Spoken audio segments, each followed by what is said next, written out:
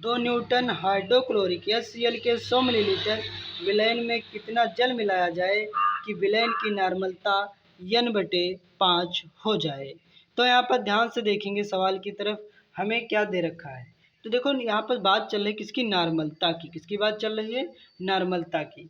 तो नार्मल जो कि समीकरण एक होती है भाई, नार्मल की क्या होती है, नार्मल का मतलब होता है कमजोर।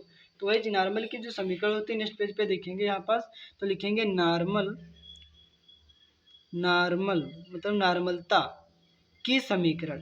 तो नार्मलता की जो समीकरण क्या होती है, तो नार्मलता की जो समीकरण होती है N1 इंटू V1 बराबर होता है N2 इंटू V2।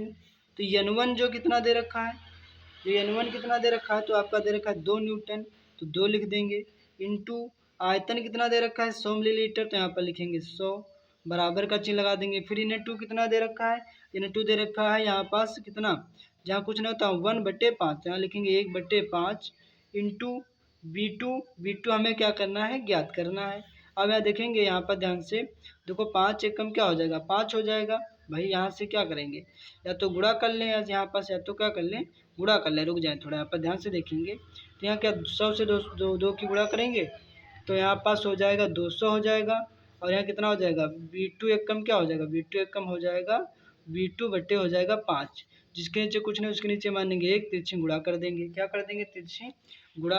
अब देखो V2 एकम क्या हो जाएगा, V2 एकम हो जाएगा V2, और 5 दूना कितना हो जाएगा, 5 दूना हो जाएगा 10। और भाई पीछे कितने, 2 जीरो, तो 2 जीरो लग जाएंगे। तो V2 कितना आ गया, V2 आपका आ गया इकाई दही सैकड़ा हज़ार। कितना आ चुका है, तो आपका 1000 आ चुका है। देखो 5 दूना 10 हो गए थे, और 2 जीरो के 2 जीरो, तो कितना आ गया 1000। आप ध्यान से देखेंगे सवाल में V2 पता चल गया। अब कह रहा था कितना विलयन मिलाया जाए, कितना विलयन, कह रहा था कि विलयन में कितना जल मिलाया जाए।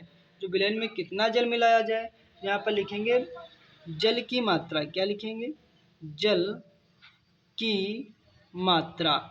तो लिखेंगे जल की मात्रा।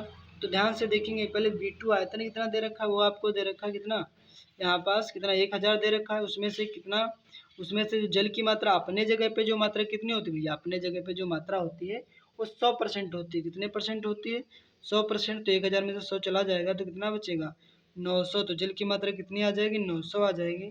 तो यही आपका क्या हो जाएगा, राइट आंसर हो जाएगा। तो ये न्यूमेरिकल आपके समझ में आया होगा। फिर मिलता हूँ नेक्स्ट वीडियो में, तब तक के लिए धन्यवाद।